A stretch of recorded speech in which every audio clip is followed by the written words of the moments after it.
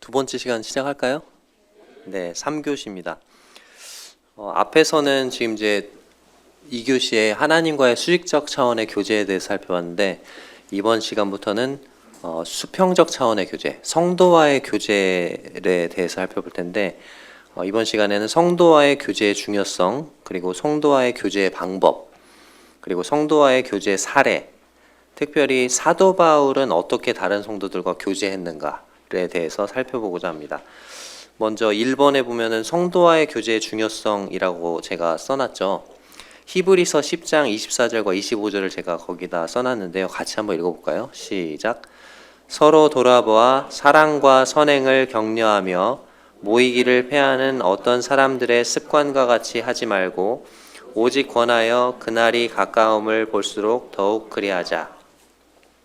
네, 히브리서의 배경을 이렇게 살펴보면 히브리서 그 기자가 그 히브리 성도들에게 이제 쓴 편지가 히브리서인데 이 히브리 성도들의 믿음이 쇠퇴해져 가고 있을 때, 그래서 그리스도를 버리고 유대교로 돌아가고자 하는 유혹을 받고 있을 때 이 히브리서 기자가 히브리 성도들에게 뭘 하라고 촉구하고 있어요?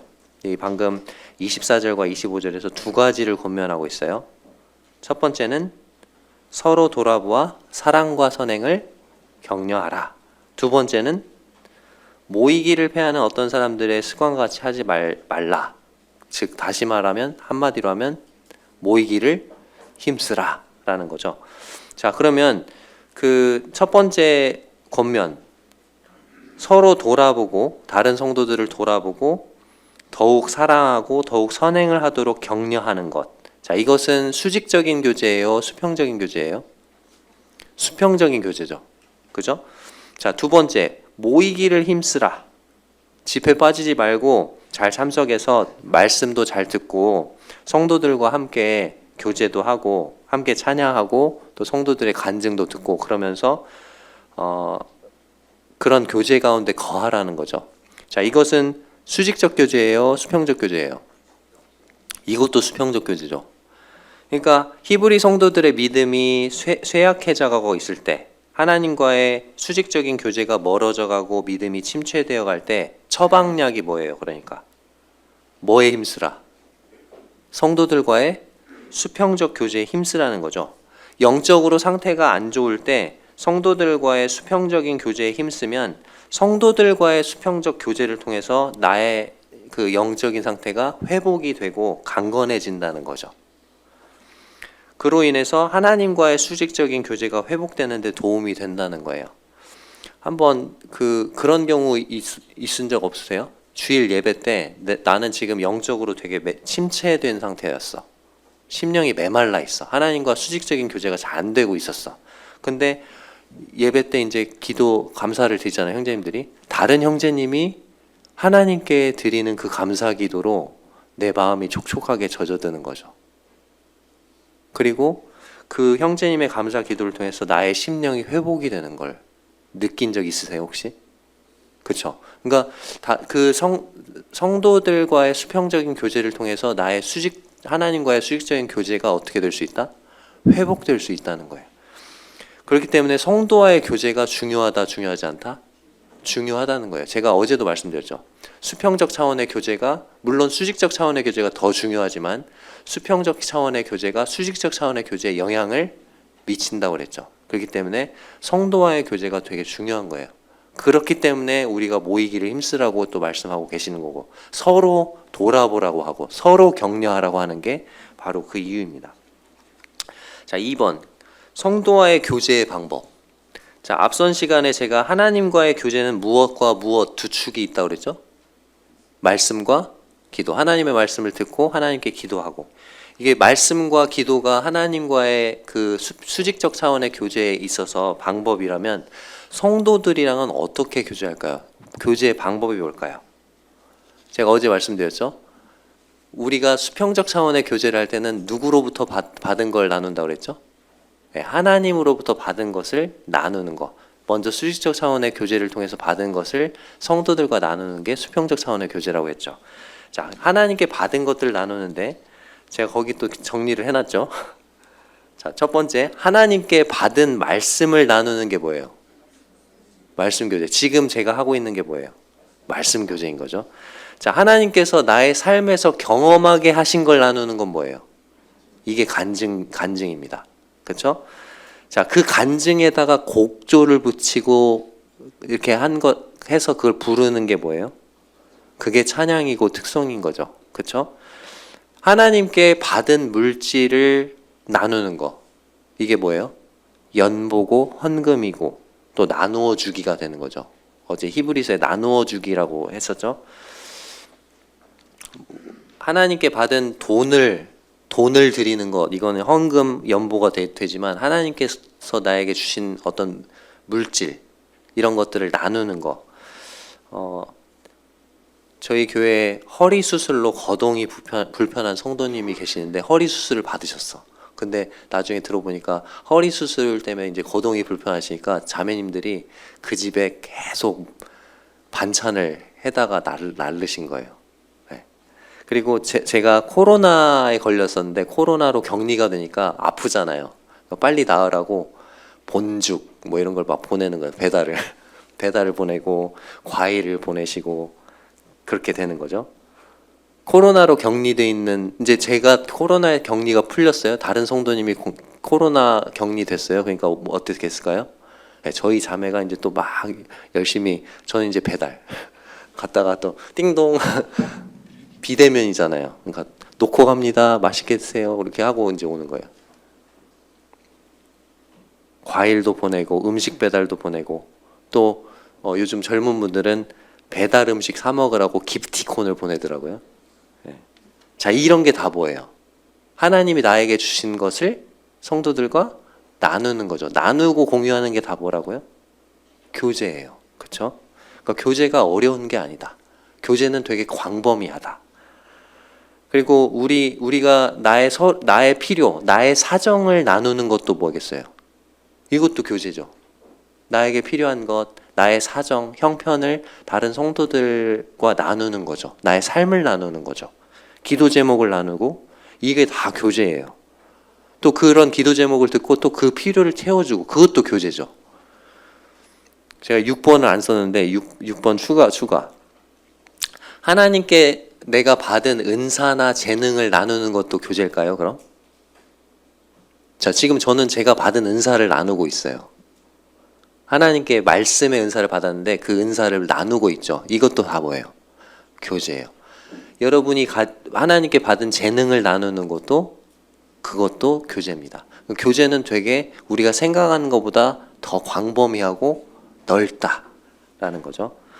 자, 이제 3번으로 가겠습니다. 성도와의 교제의 사례. 특별히 이번 시간에는 바울의 사례를 볼 텐데요. 바울은 그럼 어떻게 교제했을까? 자, 먼저 첫 번째 로마서 1장 11절에서 12절을 제가 거기 써놨죠. 같이 읽어볼게요. 시작.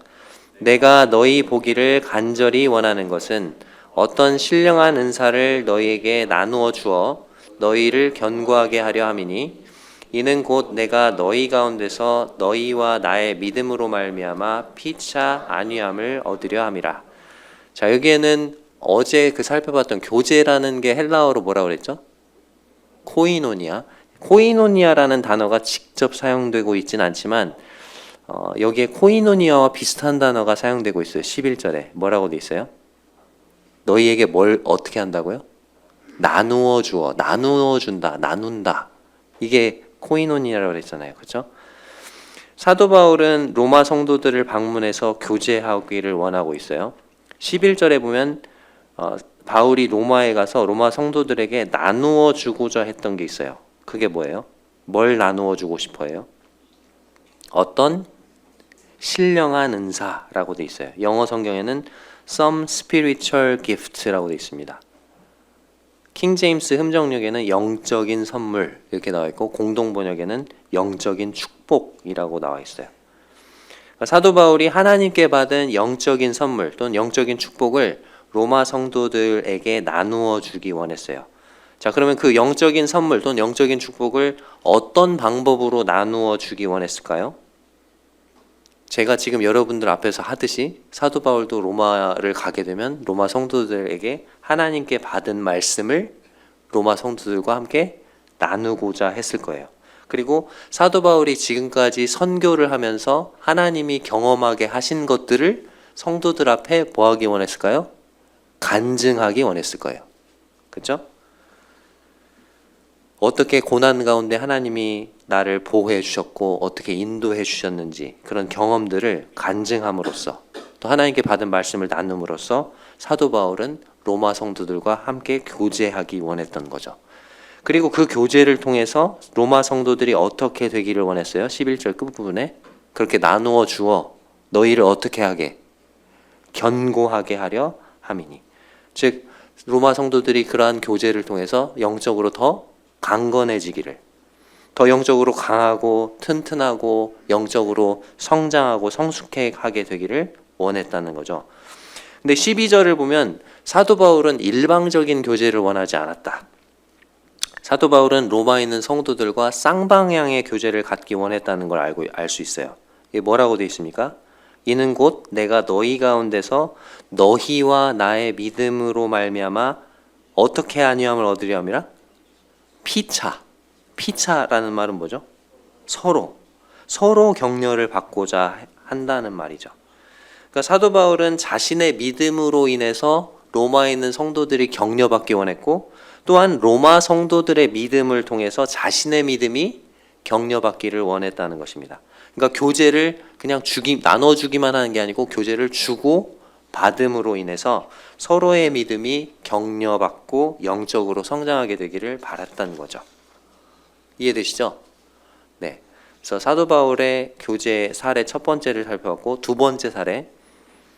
자, 두 번째 사례는 이건 제가 로마서 강의에서 좀 다룬 부분인데 여기 로마서 강의를 들은 분들이 얼굴이 몇 분이 보이는데 자, 일단은 그래도 안 들으신 분들이 계시니까 또 들으신 분들도 기억을 다시 새롭게 하는 것으로 로마서 15장 14절에서 33절에 보면 사도 바울이 자신의 계획을 말을 하고 있어요.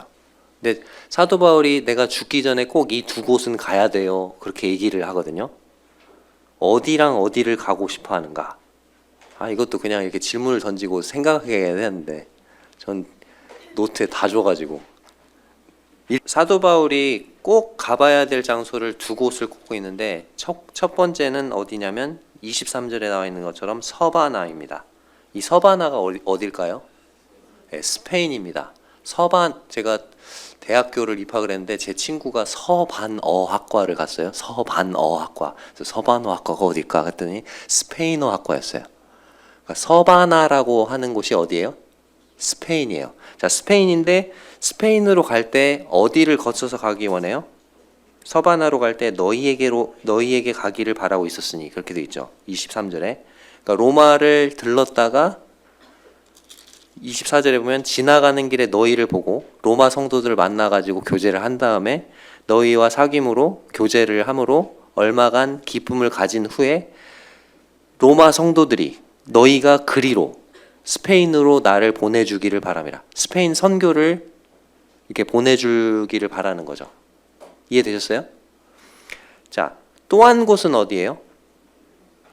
25절. 근데 그렇게 가기 전에 내가 지금 또 더 가야 될 때가 있어요 라고 얘기하고 있죠. 25절. 그러나 이제는 내가 성도를 섬기는 일로. 자, 성도를 섬기는 일. 이게 연보죠. 성도를 섬기는 일로 어디에 가야 돼요? 예루살렘에 가야 된다. 그러면서 26절에 마게도냐와 아가야 사람들이 예루살렘 성도 중 가난한 자들 위하여 기쁘게 얼마를 뭐 했다고요? 연보하였습니다. 이 연보가 뭐라고요? 코이노니아라고 했죠. 이게 연보로 번역됐다고 했죠. 이게 코이노니아예요. 교제예요, 교제. 그래서 지금 사도 바울은 두 장소를 가야 된다. 로마를 거쳐서 스페인을 가야 되는데 그 전에 가야 될 때가 어디다? 예루살렘이다라는 거죠. 자, 그러면 이제 그 두 장소를 하나씩 찾아보겠습니다. 서바나는 스페인을 가리키는데 왜 그러면 사도 바울은 그렇게 스페인을 가고자 하는가? 자, 그것은 복음 전도와 관계 있다. 자, 전도는 어제 제가 말씀드렸죠. 교제와 관련해서 전도는 뭐다? 하나님과의 그 수직적인 그 교제가 너무 좋아. 하나님과 교제가. 그러니까 그 교제에 불신자들을 초청하는 것이 교제라고 그랬죠. 전도라고 그랬죠. 자, 그럼 스페인에 가고 싶어하는 이유가 복음 전도와 관계가 있는데 거기 지금 제가 사진 그 그림을 넣어놨죠. 자, 지도를 보면서 보겠습니다. 자, 사도 바울이 1차 전도 여행을 안디옥에서 출발해서 어디로 가죠? 갈라디아 지역에 가게 되죠. 그래서 갈라디아 지역, 비시디아 안디옥, 이고니온, 루스드라, 더베 이런 곳에 복음을 전하죠. 그리고 갈라디아 지역의 교회들을 세웁니다. 그리고 나서 1차 전도여행 끝나고 와서 쓴 서신이 뭐예요? 갈라디아 지역을 여행하고 와서 쓴 서신이 뭐겠어요? 큰일 났네. 우리 특공된 대들이 사경인데 갈라디아 서겠죠. 자, 2차 전도여행을 원래는 소아시아 지역 3차 때 전했던 거기를 전하고 싶었는데 하나님 막으시죠. 그래서 땅끝 마을까지 가요. 드로아까지 가서 유럽으로 건너갑니다. 그래서 마게도냐와 아가야 지역으로 가서 복음을 전하게 되고 마게도냐에 있었던 도시들이 빌립보, 데살로니가, 베레아. 아가야는 아덴과 아테네죠. 아테네와 고린도의 교회가 세워지게 되죠. 그리고 3차 때 이제 소아시아 지역, 특별히 에베소를 중심으로 해서 소아시아 지역에 복음을 전하게 됩니다. 자, 그럼 거기까지 지금 복음을 전하는 거예요. 자, 그런데 사도 바울은 이제 어디를 거쳐서 어디에까지 복음을 전하고 싶어요? 네, 저기 지금 계획했던 4차 여행이라고 돼 있죠. 자, 로마를 거쳐서 어디까지? 스페인까지 가서 복음을 전하고 싶어 하는 거죠. 스페인이 당시 서양의 뭐에? 땅끝이니까. 이때 바울의 나이가 약 57세. 우리나라 나이로 환산하면 58세, 59세 정도 되겠죠. 은퇴를 생각할 나이입니다. 바울이 은퇴를 한다고 해도 그 정도 했으면 할 만큼 했다고 사람들에게 박수를 받을 거예요. 근데 사도 바울의 마음에는 아직도 복음을 들어보지 못한 사람들에 대한 열정이 솟아나고 있었다. 사도 바울은 1, 2, 3차 전도여행보다도 훨씬 더 웅대한 계획을 세우고 있었다는 거죠. 지금까지 시도했던 어떤 전도여행보다도 훨씬 더 먼 거리를 여행할 계획을 세우고 있습니다. 지도를 한번 다시 보시면 1차에서 3차까지 지금까지 가장 멀리 복음 전한 게 어디까지예요? 1, 2, 3차.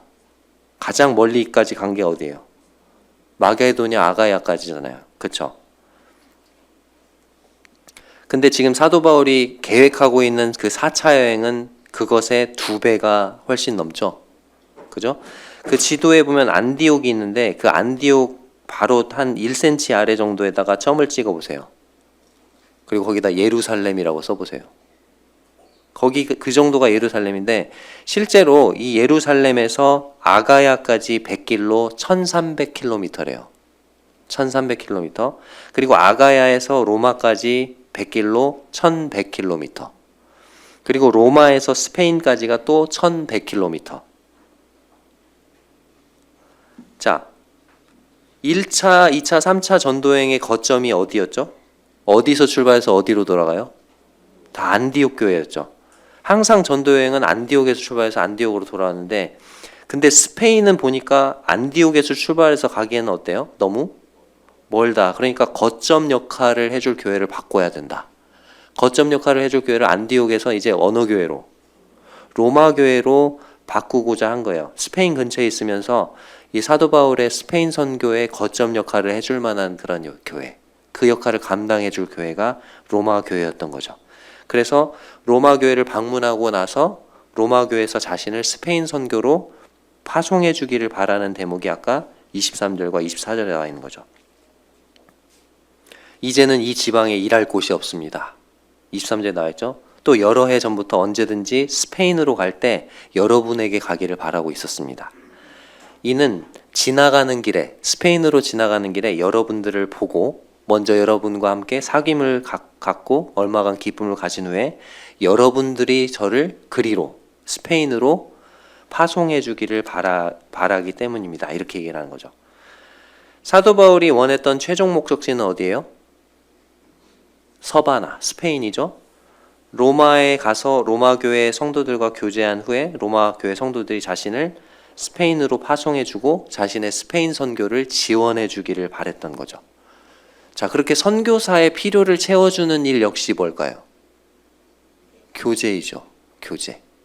다른 성도들의 필요를 채워주고 내가 가진 걸 나눠주는 게 교제라고 그랬잖아요. 자, 23절에 보면 이제는 이 지방에 일할 곳이 없고 라고 되어 있는데 19절에 보면 사도 바울이 어디서부터 어디까지 복음을 편만히 증거했다고 나와 있습니까? 예루살렘으로부터 어디까지? 일루리곤까지 라고 되어 있어요. 자, 그럼 일루리곤이 어디냐? 자, 거기 제가 지도를 넣어놨죠. 자, 일루리곤 그 지도에 보면 동그라미로 제가 표시한 데 있죠. 보이십니까? 네, 거기가 일루리곤이에요. 이 일루리곤은 지금 현재의 알바니아 지역인데요. 지도상에서 보면 마게도냐의 위쪽 지역이에요. 그리고 이 일루리곤을 달마디아라고도 합니다. 그래서 디모데후서 4장 10절에 보면 디도는 어디로 갔고 달마디아로 갔고 그런 얘기가 나오죠. 그러니까 사도 바울이 2차 투옥 기간에 디도 형제님을 어디로 보낸 거예요? 이 알바니아 지역, 이 달마디아, 즉 일루리곤에 보낸 거예요. 이때 사역을 했었는데 교회가 세워진 것 같아요. 그 교회를 돌보도록 디도를 보낸 것 같습니다. 예루살렘에서 일루리곤까지 복음의 기초를 놓는 일을 다 마치고 이제는 이 지방에 일할 곳이 더 없다. 그렇게 말을 하는 거죠. 엄청난 고백이죠. 근데 사도행전을 보면 일루리곤 사역에 대해서 누가가 기록을 하고 있을까요? 없을까요? 사도행전 아무리 살펴봐도 일루리곤이란 말이 안 나와요. 근데 일루리곤이 어디 위쪽 지역이죠? 이 마게도냐 위쪽 지역이기 때문에 사도 바울이 마게도냐에 머무는 동안에 일루리곤 사역을 했겠구나라는 걸 우리가 추측해 볼 수 있죠. 자, 그러면 사도 바울이 마게도냐에 머물렀던 것은 어디에 나올까요? 사도행전 20장을 찾아보겠습니다. 잠깐. 사도행전 20장.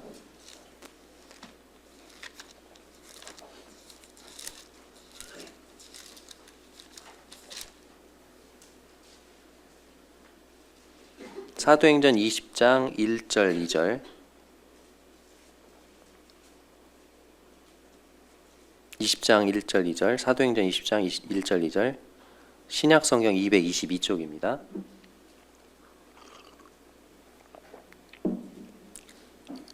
자, 20장 소요가 그침에, 소요라는 건 폭동이 그친 거예요. 19장에 보면 에베소에서 폭동이 일어나요. 3차 전도 여행을 했던 그 에베소에서 복음을 너무 많이 전하니까 무슨 일이 일어나죠?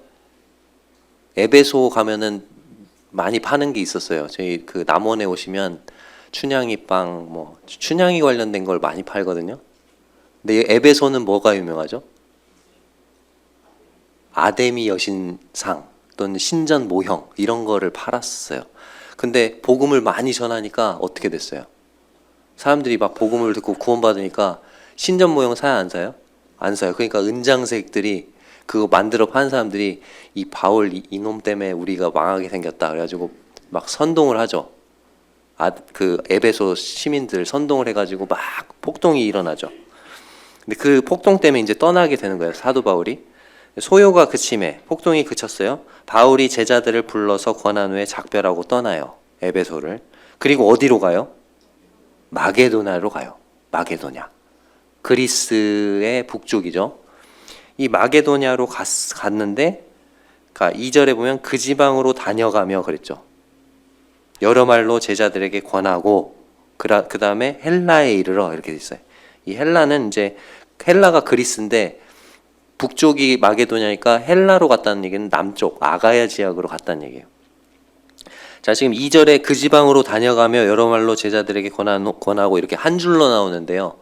이게 바로 이 마게도냐에서 있었던 기간이고 1년이 넘는 기간입니다.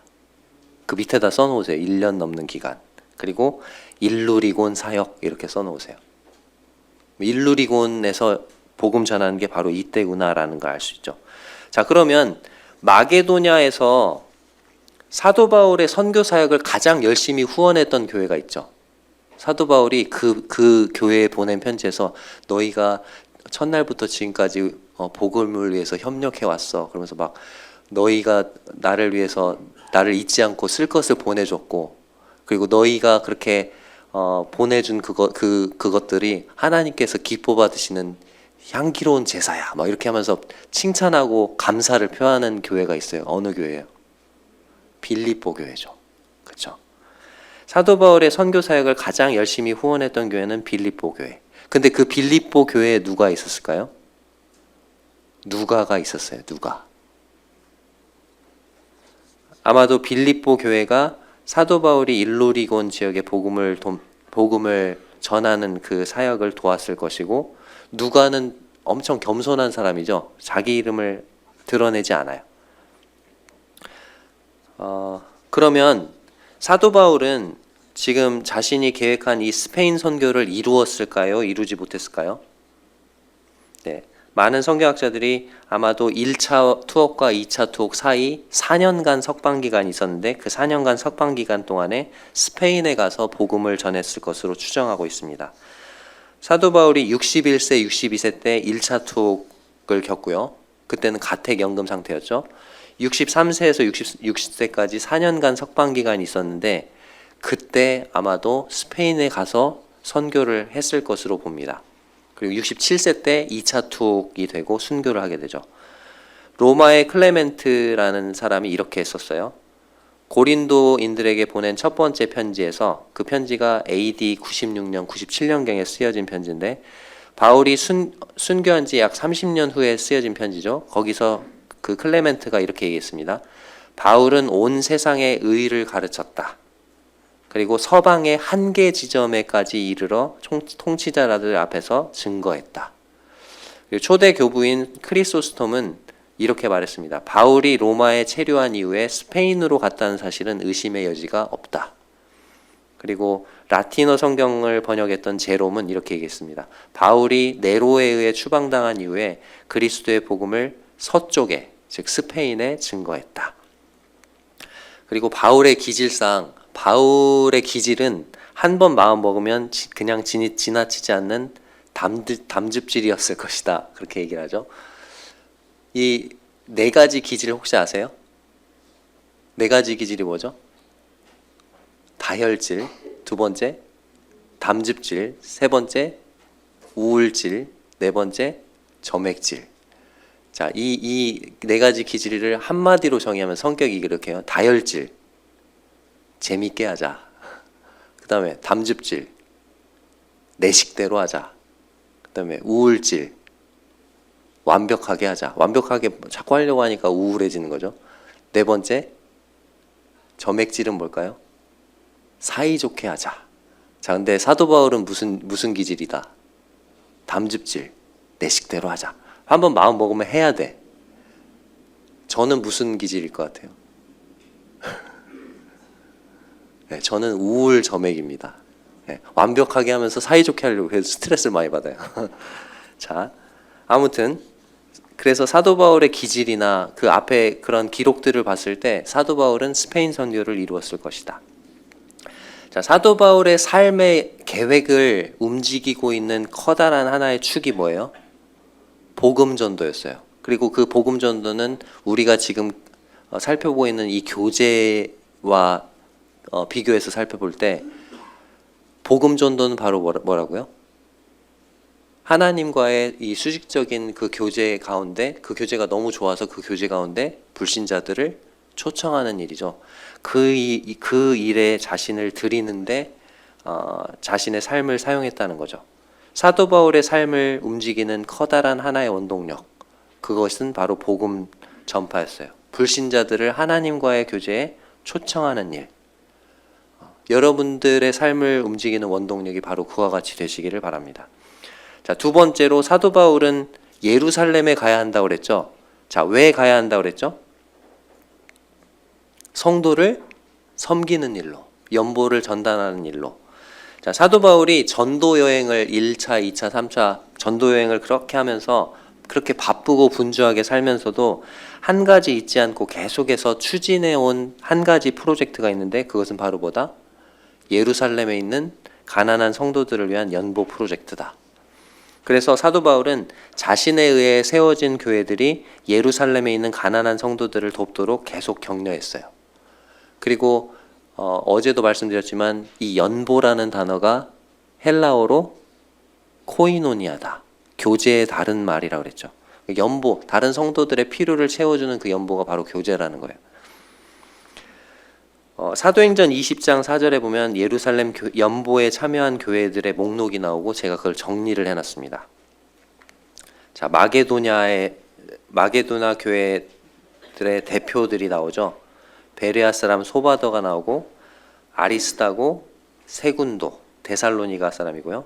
그 다음에 누가가 함께 하고 있으니까 빌립보 교회가 들어가겠죠. 그 다음에 갈라디아 지역에서 더베 사람 가이오, 그리고 루스드라에서 온 디모데가 있습니다. 그리고 두기고, 소아시아 사람 두기고, 그리고 에베소 사람 드로비모. 자, 어느 지역이 빠진 것 같아요? 아까 1차 전도여행 어디를 했다고 그랬죠? 갈라디아. 2차 전도여행은 마게도냐와 아가야. 3차 전도여행은 소아시아. 자, 그러면 어디가 빠져 있어요? 아가야가 빠진 것 같죠. 자, 아가야, 그래서 어떤 성경학자들은 이 아가야 지역에 있는 특별히 고린도 교회에 사도 바울이 고린도 후서 8장과 9장에서 연보를 제 시간에 모아둬라. 우리가 갔을 때 그렇게 창피당하지 말고 이렇게 얘기를 하는데 제 시간에 준비를 못해서 성도들을 섬길 수 있는 기회를 놓쳤을 것 같다. 이렇게 보는 성경학자들도 있는데요. 제가 볼 때는 또 다른 의견으로는 사도 바울이 지금 고린도에서 예루살렘으로 가기 때문에 고린도 성도들을 대신해서 고린도 교회의 연보를 전달한 것으로 보기도 합니다. 그게 맞는 것 같아요. 왜? 여기 보니까 로마서 아까 15장에서 어디와 어디 성도들이 예루살렘에 가난한 성도들을 위해서 연보를 했다고 그랬죠? 마게도냐와 아가야 성도들이 했다고 그랬잖아요. 그러니까 아가야 성도들도 했다는 거죠. 자, 근데 사도 바울이 지금 성도를 섬기는 일, 즉 이 연보, 헌금을 전달하러 예루살렘으로 가려고 하는 게 얼마나 번거로운지 몰라요. 자, 지도를 한번 다시 보겠습니다. 아까 그 지도 보이시죠? 자, 지금 사도 바울이 로마서를 쓰고 있는 곳이 어디냐면 고린도예요. 고린도는 어디 있다? 아가야에 있다. 그러면 아가야 한번 손으로 짚어보세요. 지금 사도 바울이 어디 있다고요? 아가야에 있어요. 근데 사도 바울은 지금 4차 전도여행을 계획하고 있죠? 어디 찍고 어디 가고 싶어요 지금? 로마 찍어서 스페인으로 가고 싶어요. 서쪽으로 가고 싶은 거죠. 그렇죠? 근데 예루살렘은 어디 있어요 지금? 예? 동쪽에 있죠. 정반대편에 있는 거죠. 고린도에서 로마로 바로 가면은 1100km만 딱 가면 로마 가고 1100km만 가면 스페인 가는데 어디를 갔다 가야 돼 지금? 예루살렘을 가야 돼. 그러면 동쪽으로 1300km 갔다가 다시 또 1300km를 와야 되는 거죠. 정말 번거롭죠.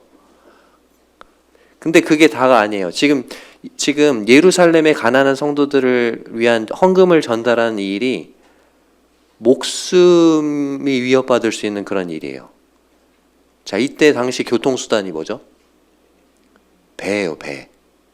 좋은 배? 요즘같이 막 무슨 그런 그 석유 떼고 막 그런 배? 아니요. 무슨 배예요? 돛담배. 바람으로 막 가는 거, 그런 배. 배를 타고 가다가 풍랑을 만나서 뭐 할 수 있어요? 파선할 수 있어요. 그죠?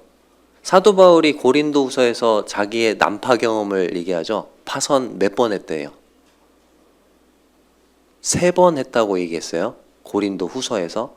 근데 그 고린도 후서가 기록된 것은 지금 사도행전으로 볼 때 20장 정도거든요. 그러면 사도행전 27장에 가면 로마 가다가 유라굴로 만나가지고 파선을 또 한 번 해요. 그럼 우리가 알고 있는 것만 몇 번 해요? 파선 4번.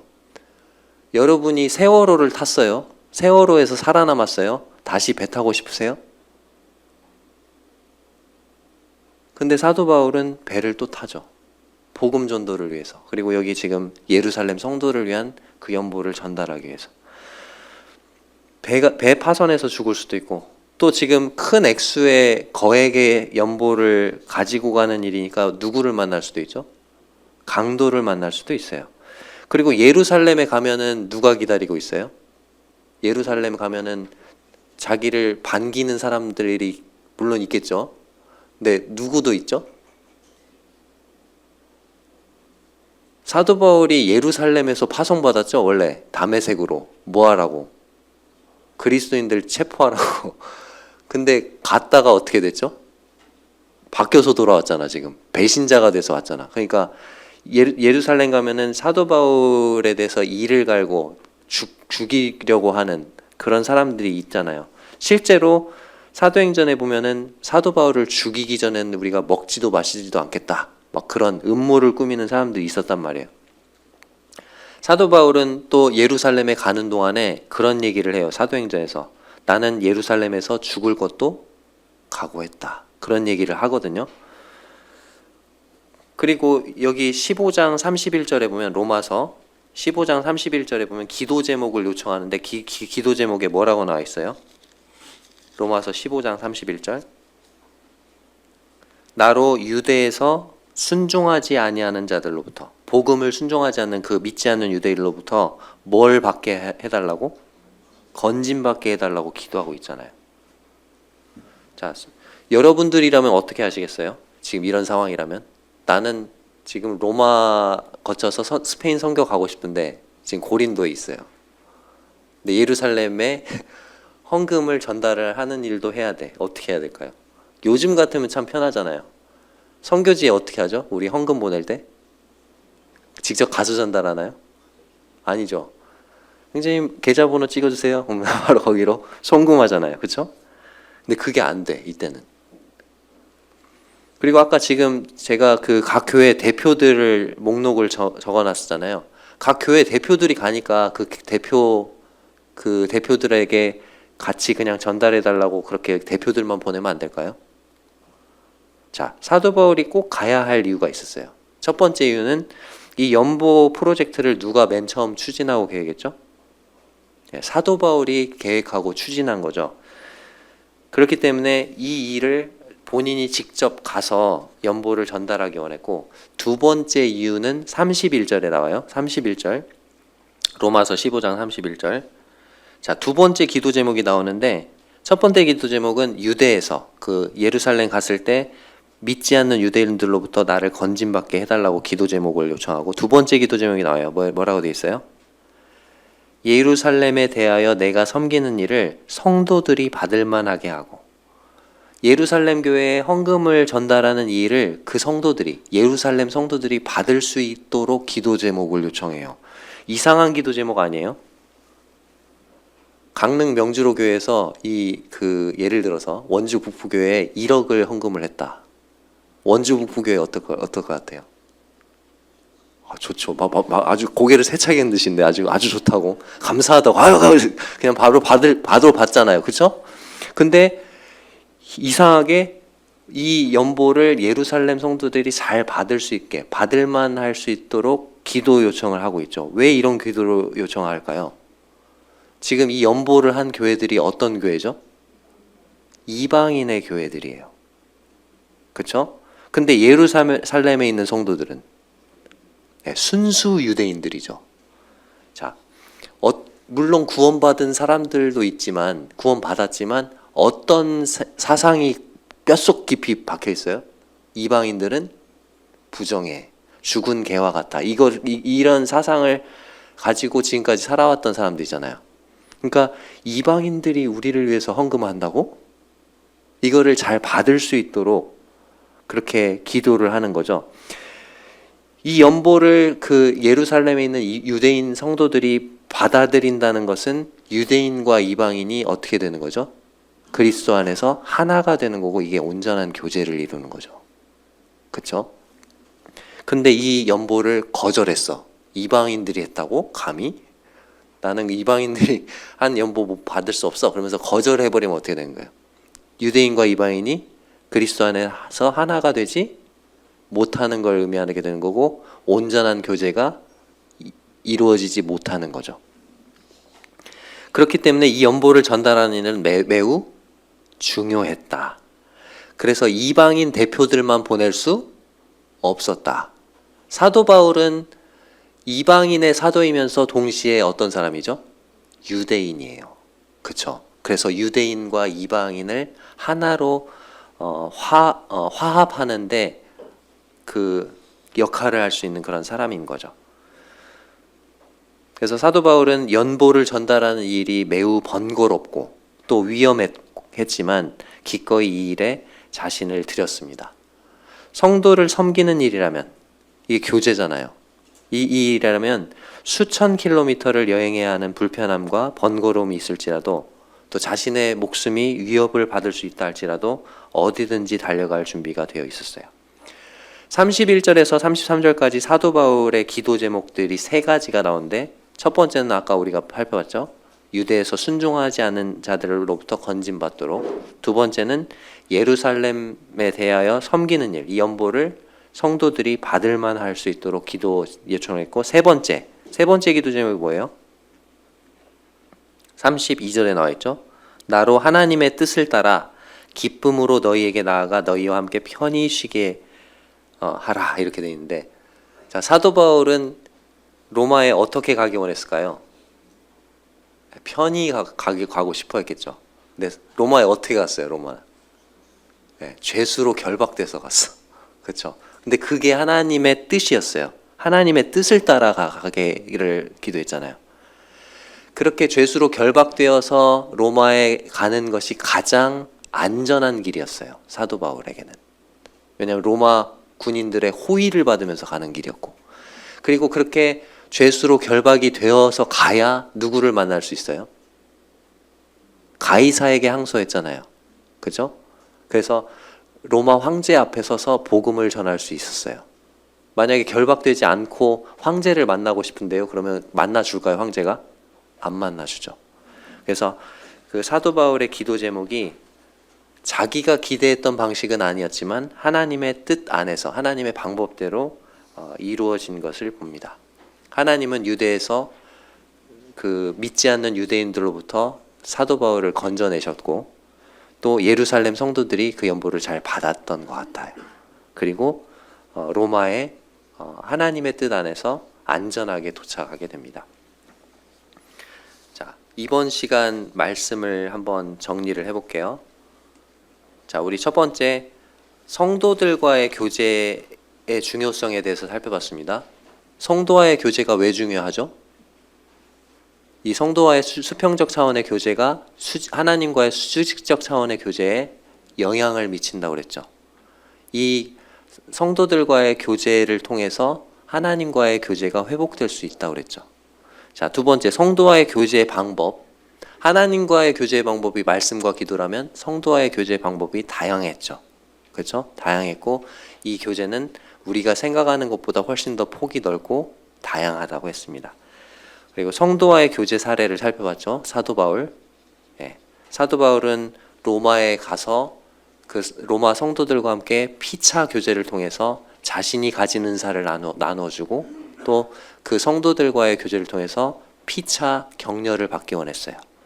그리고 두 번째 사례에서 보듯이 사도 바울은 전도하는 일에, 그 다음에 성도를 섬기는 일에 자신의 삶을 드렸어요. 그게 그 사도 바울의 삶을 움직이는 축이었어요.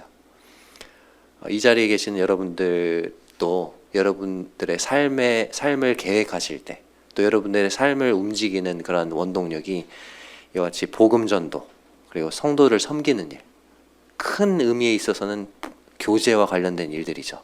이와 같은 일들에 여러분들의 삶을 드리는 그런 여러분들이 되시기를 바라면서 이번 시간 또 말씀을 마치겠습니다.